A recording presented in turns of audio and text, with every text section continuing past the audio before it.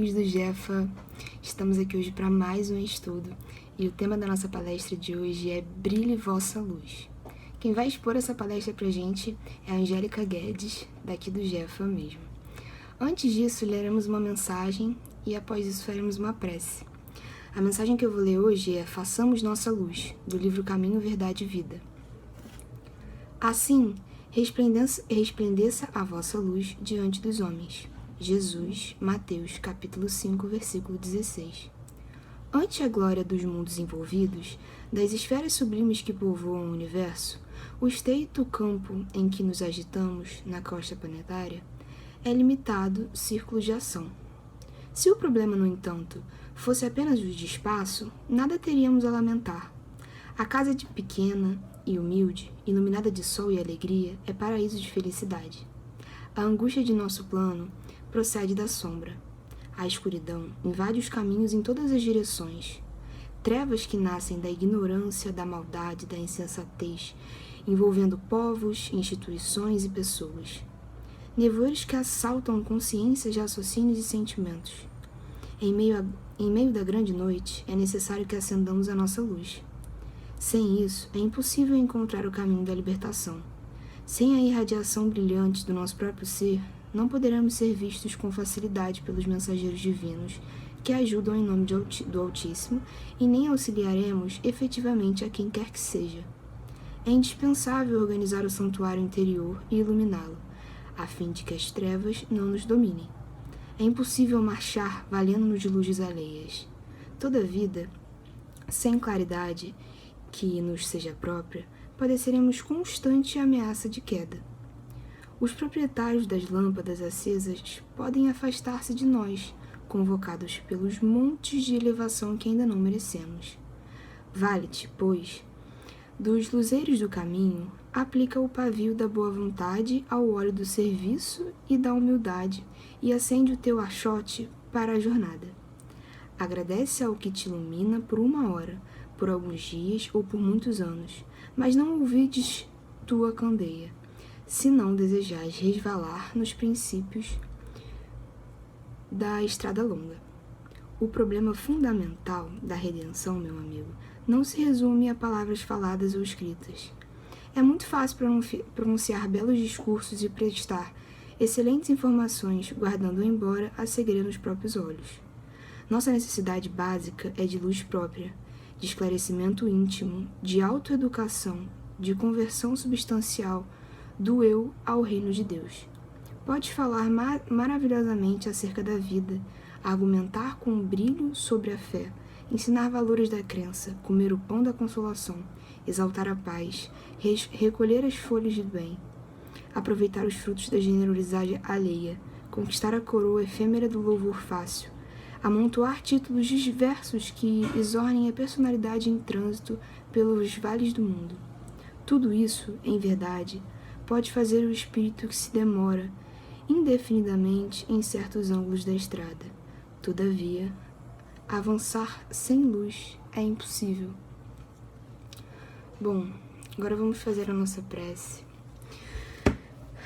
Vamos elevar os nossos corações a Deus, deixar todos os nossos problemas do lado de fora, focar em todos os ensinamentos que o estudo de hoje tem pra gente, que ele possa nos fazer mudar nosso pensamento, que a gente saia diferente depois daqui, que estejamos aptos para absorver tudo de bom que os nossos mentores espirituais deixaram para essa noite. Que sejamos abençoados, que Deus esteja conosco, agora e sempre. Graças a Deus.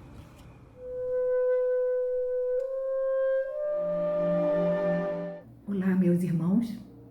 É um prazer estar aqui, dividindo com vocês as nossas reflexões. Hoje, nós vamos falar sobre o tema Brilhe a vossa luz. É uma fala de Jesus, até bastante conhecida. E as nossas reflexões vão girar em torno de 2 blocos. O primeiro deles é: qual o significado dessa fala de Jesus? Como é que a doutrina espírita ela pode nos ajudar a melhor entender? E o segundo bloco das nossas reflexões é qual a aplicação prática dessa fala de Jesus na nossa vida. Então vamos lá. Nós começamos lendo a passagem do Evangelho onde Jesus faz essa colocação.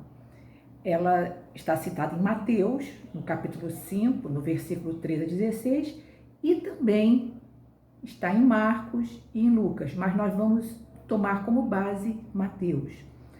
O contexto é o Sermão da Montanha, onde se encontram os grandes ensinamentos de Jesus. E assim que ele fala sobre as bem-aventuranças, ele começa a dizer dessa forma: vós sois o sal da terra. Se o sal perde o sabor, com que se salgará? Para mais nada serve, senão para lançado fora, ser pisado pelos homens. Vós sois a luz do mundo. Não se pode ocultar uma cidade sob um monte, nem se acende uma candeia para colocá-la debaixo do alqueire, mas sim para colocá-la sobre o candeeiro, a fim de que ilumine a todos os que estão na casa. Assim, brilhe vossa luz diante dos homens, para que vejam as vossas boas obras e glorifiquem vosso Pai que está nos céus. Volto a dizer que Jesus fala sobre as bem-aventuranças e imediatamente ele entra com essa fala. E nós vamos ver que tem tudo a ver. Sempre quando nós vamos analisar um ensinamento de Jesus, uma fala de Jesus, nós devemos entender para quem ele estava falando. Porque tem horas que Jesus fala para os discípulos, tem horas que Jesus fala para uma pessoa específica, tem hora que ele fala para um grupo, tipo os fariseus. Mas Jesus, nesse momento, no Sermão da Montanha, ele falava para uma multidão e não somente aos seus discípulos. E a gente sabe que a maioria daquele povo que ali estava era formada de pobres, de ignorantes, de doentes, de excluídos da sociedade. Porque lá tinha muitas mulheres, tinha muitas crianças que não tinham voz naquela sociedade, as mulheres também não, os escravos também não. Mas lá estava o povo de uma forma geral. Trazendo para os dias de hoje, Jesus fala a toda a humanidade da terra, aqueles que o conhecem ou não, aqueles que o seguem ou não. Jesus também faz 2 revelações muito importantes nessa passagem. Vamos ver quais são elas. A gente sabe que Jesus usava de metáforas para ser melhor entendido por aquele povo simples e ignorante. E a doutrina espírita nos ajuda a entender essas metáforas usadas por Jesus. A primeira revelação sobre a qual eu falei é feita quando Jesus fala para todos, para todo aquele povo, como a gente falou, pobres, ignorantes, doentes, excluídos. Vós sois o sal da terra, vós sois a luz do mundo. A doutrina espírita, ela esclarece muito bem quem nós somos. Mas Jesus, quase 2000 anos antes, já revelava quem somos nós, quem é o ser humano em termos de importância. Quando Jesus fala, vós sois o sal da terra, vamos pensar sobre a importância do sal.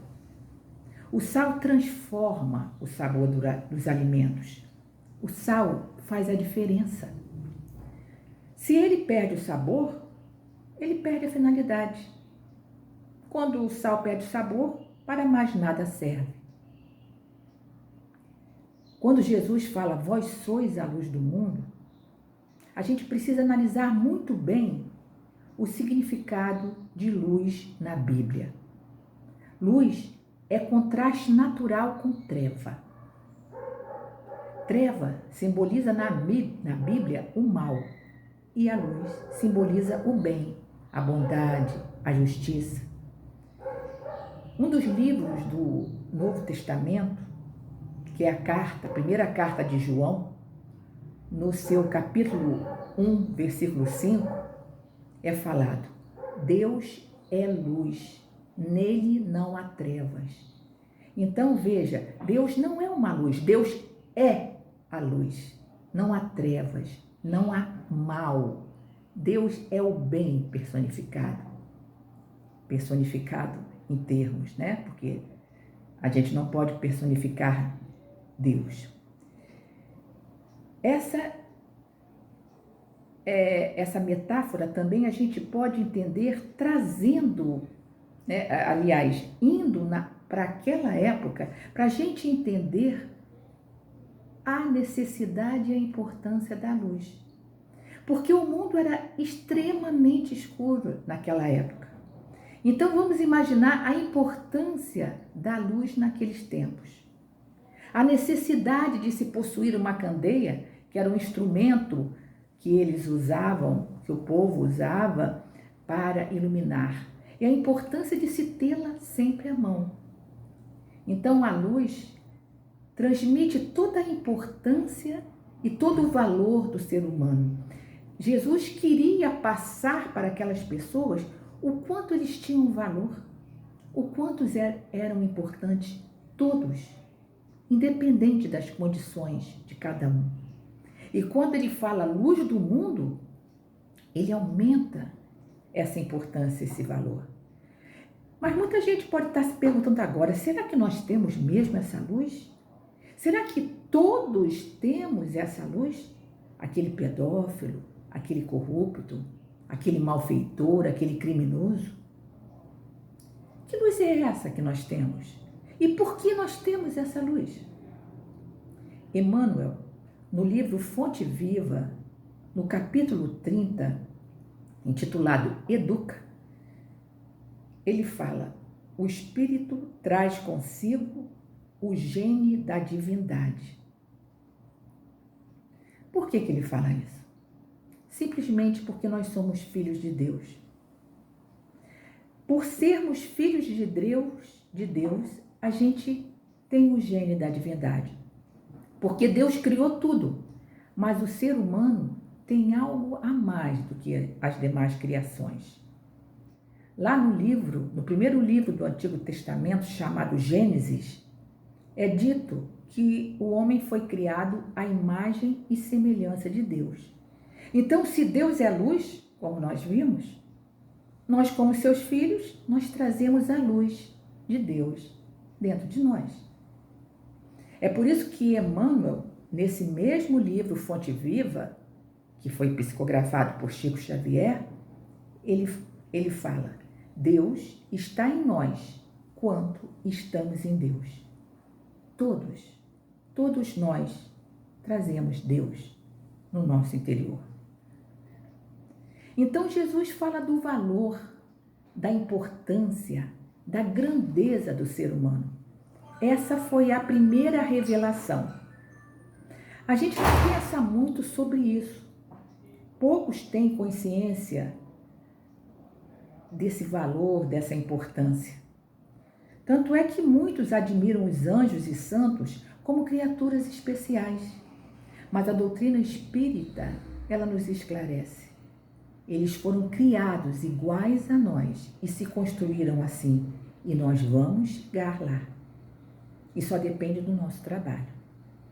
Outras pessoas vivem vazias, desoladas, na condição de mendigos de luz, procurando sempre a luz no outro, quando eles próprios têm a luz. E aí o que ocorre? Decepção, desilusão. Nós, assim como todo e qualquer espírito, cada um de nós tem uma natureza divina e cada um de nós é o reflexo de Deus. É importante a gente refletir sobre isso. A consciência e a fé nessa nossa genética divina pode fazer toda a diferença na nossa vida. André Luiz, no livro Nos Domínios da Mediunidade, também psicografado por Chico Xavier, fala assim: filhos do Criador, dele herdamos a faculdade de criar e desenvolver, nutrir e transformar. E a doutrina espírita, ela nos esclarece. Todo espírito tem a capacidade de irradiar uma energia vinda do seu pensamento, estabelecendo em torno de si o ambiente psíquico que lhe é próprio. Então a gente pode criar e desenvolver o amor, mas também pode criar e desenvolver o ódio. A gente pode criar e desenvolver a paz, mas também podemos criar e desenvolver a guerra. Nós podemos nutrir, mas nós podemos transformar o desamor em amor, a guerra em paz. Nós precisamos saber quem realmente somos e nós precisamos conhecer esses nossos poderes, porque a gente precisa saber usá-los e saber usá-los com responsabilidade, porque por desconhecimento, muitos usam seus poderes para a ruína e destruição de si próprio e dos que estão ao seu redor. Quando Jesus fala, não se pode ocultar uma cidade sobre um monte, não se acende uma candeia para colocá-la debaixo do alqueire, mas sim para colocá-la sobre o candeeiro, a fim de que ilumine a todos os que estão na casa. Jesus está revelando o motivo pelo qual Deus criou o homem. Porque tudo que Deus cria ou faz tem uma finalidade. E existe um plano de Deus para o ser humano. Essa é a segunda revelação de Jesus nessa sua fala. Ele usa duas metáforas. Ele fala, não se pode ocultar uma cidade sobre o monte. Uma cidade sobre o monte dá uma ideia de plano superior. Imaginemos naquela época como uma cidade sobre o monte servia como referência, principalmente para os que estavam perdidos, os viajantes perdidos. Olhando aquela cidade sobre o monte, eles podiam se localizar. Ideia de plano superior. E Jesus também usa a segunda metáfora. A luz deve ficar no lugar apropriado, o candeeiro, que era um lugar mais alto, um plano superior, onde se colocava a candeia, para iluminar bem o ambiente e todos os que estão na casa. Porque se essa luz ficar escondida, ela não cumpre a sua função, a finalidade para a qual ela existe. Então Jesus está falando sobre o papel do ser humano, especificamente na Terra, que é a nossa casa na vida material. A gente sabe que a Terra é um mundo de provas e expiações, porque o mal aqui ainda prevalece. Há muitas trevas. E cada um de nós tem que ser um pontinho de luz nesse mundo em que ainda prevalece tantas trevas. Esse é o plano que Deus tem para nós. Então Deus criou o ser humano superior às demais criações, num plano mais alto. Por isso nós temos inteligência, e essa inteligência é diferenciada. Nós temos, além dos instintos, a razão. Nós não temos só emoções que são superficiais e passageiras. Nós somos capazes de ter também sentimentos que são profundos e permanentes. Então, o ser humano, ele tem funções, ele tem capacidades, tal como as funções da luz. Porque a luz clareia o ambiente. Sob a luz nada fica encoberto. E o ser humano é capaz de enxergar e fazer enxergar coisas que não se vê normalmente. É capaz de ver e fazer ver a realidade e a verdade. A luz ilumina caminhos e o ser humano é capaz de identificar e trilhar o caminho certo e ainda indicar para os seus irmãos de caminhada esse caminho. A luz varre sombras e o ser humano é capaz de caminhar e fazer caminhar, afastando o medo e a insegurança, essas sombras que tanto atrapalham no caminho. A luz salva vidas e o ser humano pode salvar vidas pela esperança que é capaz de ter e de compartilhar. A luz aquece e o ser humano pode se aquecer e aquecer outros corações pelo acolhimento e consolo que é capaz de dar. Então Jesus veio mostrar quem somos e qual o nosso papel e veio nos fazer um convite. Brilhe vossa luz. É como se ele tivesse dito: vocês são filhos do Pai, têm a grandeza e têm um papel importante a desempenhar no mundo. Brilhe vossa luz. Isso é uma conclusão lógica. Olha como Jesus usa a lógica. O convite de Jesus é para a gente brilhar e espalhar a nossa luz. É convite para um trabalho santificante. Um trabalho capaz de nos dar uma recompensa no futuro. Um trabalho capaz de nos livrar de muitos sofrimentos desde já. Porque a gente sabe que muitos de nossos sofrimentos são causados pelas nossas próprias imperfeições. Um trabalho capaz de nos ajudar a descobrir quem verdadeiramente somos, porque nós não somos isso que nós estamos nesse momento. Nós não somos espíritos imperfeitos, nós estamos espíritos imperfeitos. Um trabalho capaz de mudar este mundo pela fraternidade e pela solidariedade. Essa expressão brilhe a vossa luz é similar à sede perfeitos, que está no mesmo Sermão da Montanha, um pouquinho adiante, que nos parece, sem os esclarecimentos da doutrina espírita, tão estranha. Porque a nossa doutrina mostra que todos nós podemos. Nós fomos criados iguais e somos potencialmente perfeitos. Nós temos tudo dentro de nós para brilhar, mas a gente precisa despertar os germes da perfeição colocados em nós. A gente precisa despertar essa luz colocada em nós. Mas Jesus, na sua fala final, é interessante que ele nos faz um alerta muito sutil. Ele fala: brilhe vossa luz diante dos homens, para que vejam as vossas boas obras e glorifiquem vosso Pai que está nos céus. Então Jesus chama atenção que a gente deve brilhar não em causa própria, não por vaidade, não por orgulho, mas para dar exemplo, para incentivar os nossos companheiros de caminhada, para fazer a vontade de Deus, porque foi para isso que nós fomos criados. Vamos falar um pouquinho agora sobre a luz que cada um traz dentro de si. Nós somos espíritos e, como os espíritos, nós fomos criados com uma luz no ponto mais íntimo de nós. Mas ela, quando a gente é criada, ela está oculta até para nós mesmos. Essa luz é Deus em nós e que precisa ser manifestado.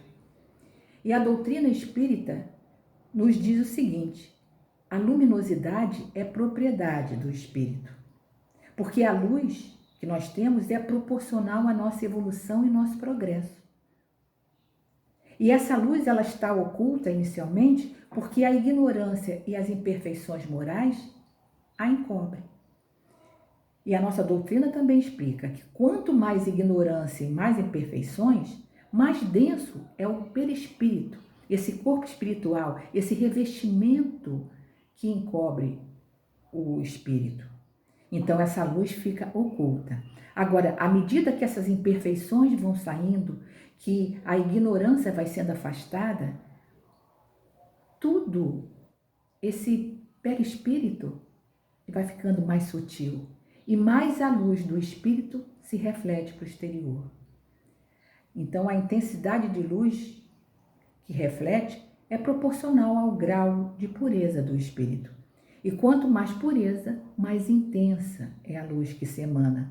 Então imaginemos a luz que Jesus, a luz de Jesus. E a gente, nesse momento, a gente lembra, lá no livro Os Mensageiros, no capítulo 15, ditado por André Luiz, psicografia de Chico Xavier, um momento em que o André Luiz estava junto com seu instrutor e um amigo em missão. E nesse momento que eles estão em viagem, ele percebe a luz que emana de si mesmo. E ele escreve no capítulo 15, era a primeira vez que me vestia de luz.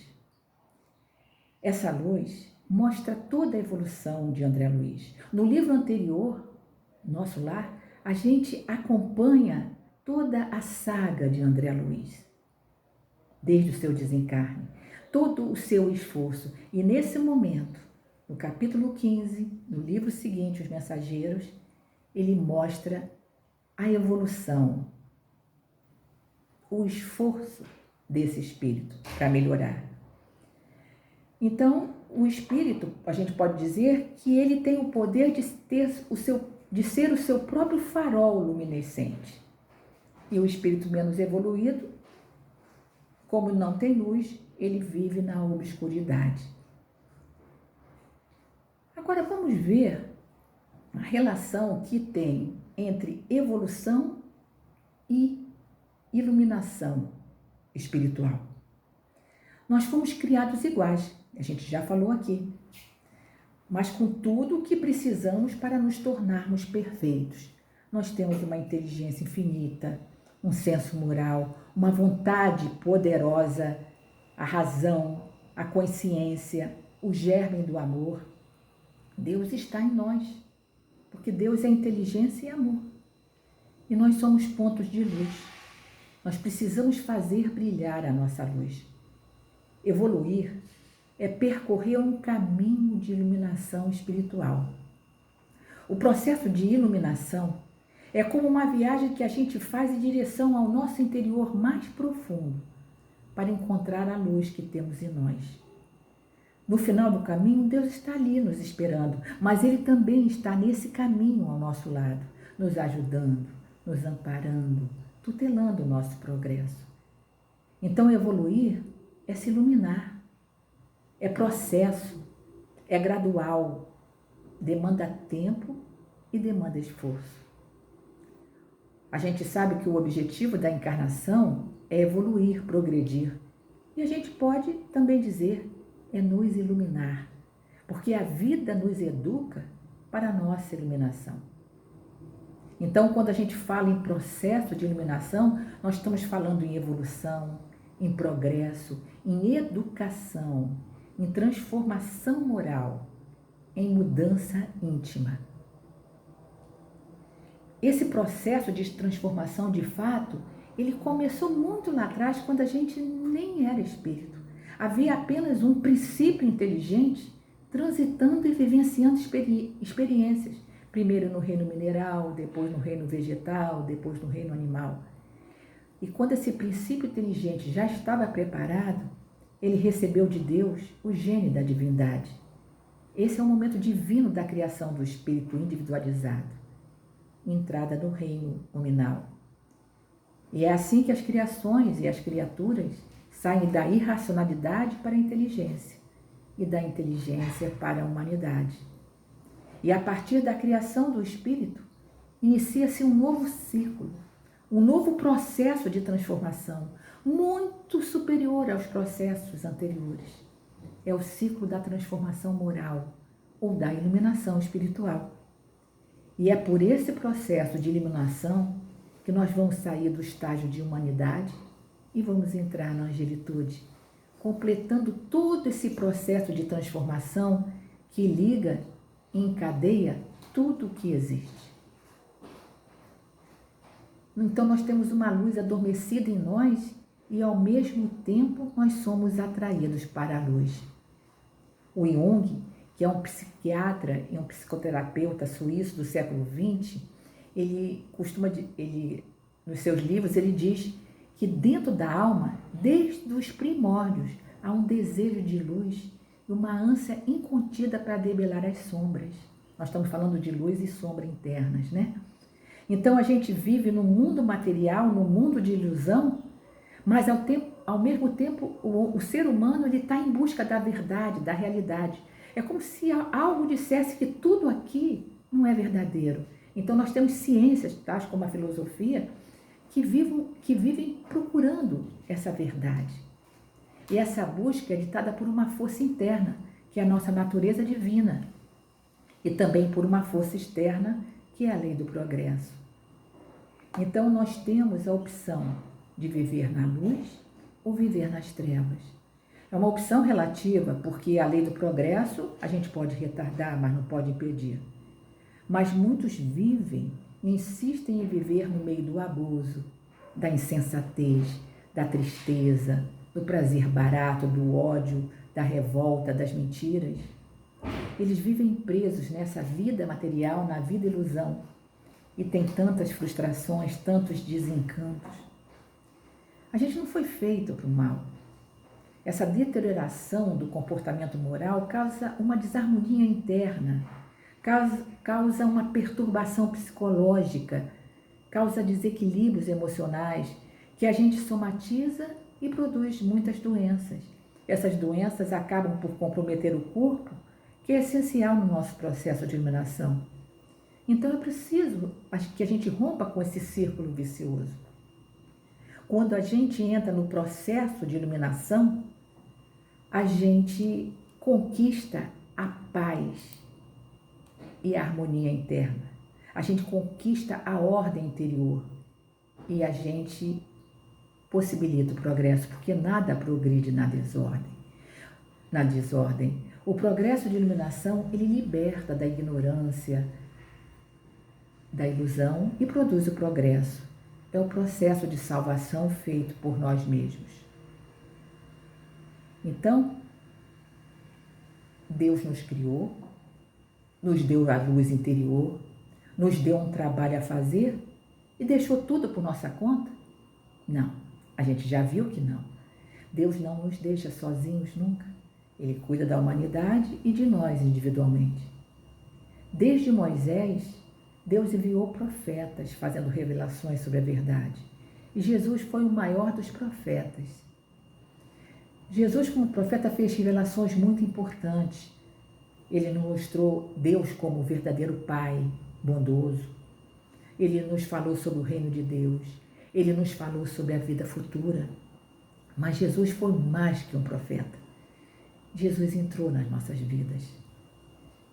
Lá no Evangelho de João, no capítulo 8, versículo 12, Jesus fala assim ao povo, novamente ao povo. Ele diz: eu sou a luz do mundo. Interessante, né? Antes ele tinha falado, vocês são a luz do mundo. Agora ele diz, eu sou a luz do mundo. Quem me segue nunca andará em trevas, mas terá a luz da vida. Então Jesus fez mais do que indicar o caminho para a nossa iluminação. Ele vivenciou a vida terrena, ele exemplificou, ele mostrou como se faz. Jesus é a luz maior que nos ajuda a descobrir a nossa luz. O Evangelho é o único caminho capaz de nos orientar no nosso processo de iluminação. Quem não caminhar com Jesus andará nas trevas. Mas a gente não se luta. Esse processo de iluminação não é um processo fácil, é trabalhoso, exige esforço e disciplina e é doloroso, porque o processo de iluminação, ele ilumina a nossa consciência e aquilo que não nos incomodava passa a incomodar. A consciência, ela julga e avalia os nossos atos, as nossas escolhas e é ela responsável por nos trazer o remorso, o arrependimento, porque se iluminar, crescer dói e se iluminar também dói, porque a gente começa a ver os nossos erros. O nosso grande desafio é sair da nossa infância espiritual e passar para a maturidade espiritual, Porque na infância espiritual ocorre uma iluminação, mas ela é inconsciente, é trazida pela lei do progresso. É um caminho longo e é um caminho sofrido. Quando a gente entra na maturidade espiritual, nós mesmos buscamos a nossa iluminação. É a autoiluminação, a iluminação consciente. E é isso que nós temos que procurar fazer. Nós mesmos temos que buscar essa luz e não deixar que a força da lei do progresso faça isso, porque vai demorar mais. É muito importante que a gente se conscientize que nós temos que buscar a nossa luz. Diante disso tudo, meus amigos, 4 pontos nós gostaríamos de deixar aqui como reflexões finais. A primeira delas é essa fala de Jesus: brilhe vossa luz, diante de uma multidão que aparentemente não tinha nada para oferecer.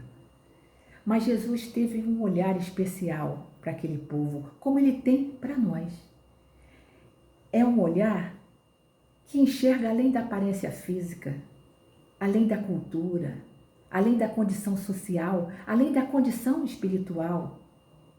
É um olhar no futuro. Jesus, quando fala isso, ele não está olhando o que a gente é, mas sim o que a gente será. Brilhe vossa luz. Vocês têm capacidade, vocês têm grandeza para isso. É o olhar de um escultor que pega um bloco de pedra tão bruto e é capaz daquele bloco de pedra esculpir um anjo lindo. Porque ele viu naquele bloco de pedra o anjo que iria sair. E esse sempre foi o olhar de Cristo até o último instante entre nós. Quando ele fala na cruz: Pai, perdoai-lhes, eles não sabem o que fazem.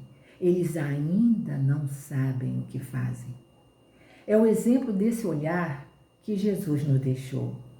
E nós devemos ter esse olhar para todos os que nos cercam, para todos aqueles que nos causam distúrbios, que nos ofendem, porque esse olhar do futuro facilita a compaixão, a tolerância e o perdão. O segundo ponto é: brilhe vossa luz, é um convite. A gente não pode esquecer, é um convite de Jesus para a gente pensar, falar e agir segundo os seus ensinamentos.